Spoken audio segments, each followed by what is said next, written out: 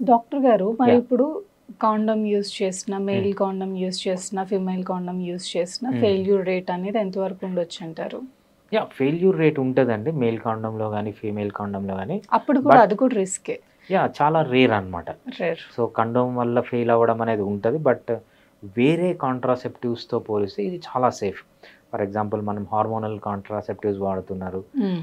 దీంతో పోలిస్తే ఈ ఆహ్, ఇవి చాలా రిస్క్ తక్కువనమాట. ఎందుకంటే ఎప్పుడైతే హార్మోనల్ పిల్స్ వాడతారో విమెన్ యొక్క reproductive cycle will go for a toss. ఎందుకు అంటే మనకు ఆల్రెడీ ఈ కాలంలో విమెన్ వాళ్ళ లైఫ్ స్టైల్ ద్వారా ఫుడ్ సరిగ్గా లేకపోవడం వల్ల, లేకపోతే ఎక్సర్సైజ్ లేకపోవడం వల్ల, నిద్ర లేకపోవడం వల్ల, స్ట్రెస్ ఉండడం వల్ల, అలవాట్ల వల్ల అంటే అడిక్షన్స్ వల్ల ఆల్రెడీ హార్మోనల్ డిస్టర్బెన్స్ అనేది చాలా ఉందనమాట.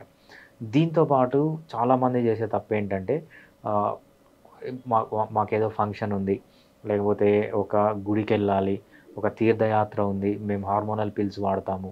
అంటే ఓకే. డేట్ డేట్ రాకుండా. రాకుండా కంట్రోల్ హ్మ్. చేసుకోవడానికి. సో, అది ఫస్ట్ చేసే మెయిన్ తప్పనమాట.